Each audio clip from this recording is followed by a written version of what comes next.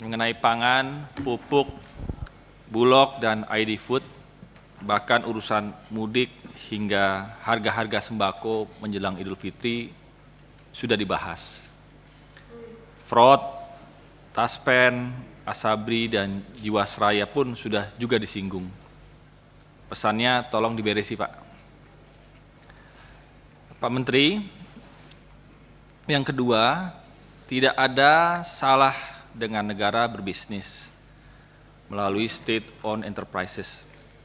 Hanya saja bisnis BUMN yang sehat itu harus memberikan manfaat terhadap ekonomi bangsa dan kehidupan rakyat tentunya. Agresivitas negara melalui investasi, alokasi anggaran PMN terhadap BUMN sangat diperlukan. Sejauh itu memberi benefit secara korporasi dan ekonomi Indonesia secara keseluruhan.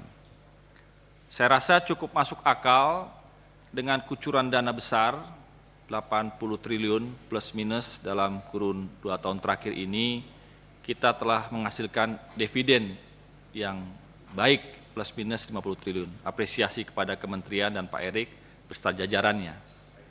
Menjadikan korporasi kita lebih sehat, utang kita lebih terkendali, pajak masuk, dan adanya multiplier effect ekonomi dalam setiap proses aksi korporasi tersebut. Sehingga saya mendukung agar setiap PMN yang masuk benar-benar tepat sasaran. Saya juga mengingatkan kepada Kementerian Keuangan agar juga melakukan alokasi PMN lebih tepat sasaran. Akan tetapi PMN dan BUMN yang masih sakit bisa dipertimbangkan untuk dibubarkan dengan catatan ya Pak Menteri pastikan ada solusi lanjutan agar para pekerja tidak kemudian menjadi pengangguran baru. Dan utang-utang akibat salah aksi dalam koperasi juga tetap dipertanggungjawabkan, bukan sekedar menjadi beban negara kemudian hari. Saya juga turut mengikuti bagaimana Kementerian BUMN merancang roadmap yang disebut menjadi langkah strategis untuk mengarahkan transformasi dan konsolidasi perusahaan dengan jumlah BUMN sekitar 30 hingga 40 yang saya rasa itu cukup ideal bagi negeri kita. BUMN ke depan harus lebih sehat, inovatif, dan solutif untuk menjawab kebutuhan masyarakat yang pada gilirannya juga terus berkontribusi untuk ekonomi nasional. Mengenai privatisasi atau right issue Wijaya Karya, saya ingin mengetahui sebetulnya alasan dibalik rencana ini dan bagaimana rencana ini diharapkan untuk memperkuat posisi perusahaan tersebut di pasar. Jangan sampai salah dalam melakukan aksi.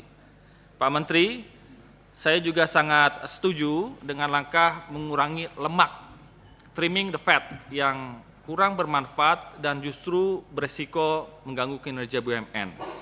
Sehingga PMN untuk utama, waskita, dan karya-karya yang lain, pastikan itu betul-betul menyehatkan dan tidak ada keterlambatan dalam pembayaran termasuk untuk bayar utang. Karena saya juga masih mendengar karya-karya kita ini dalam membayar terlambat dan bahkan bisa merugikan pihak-pihak ketiga.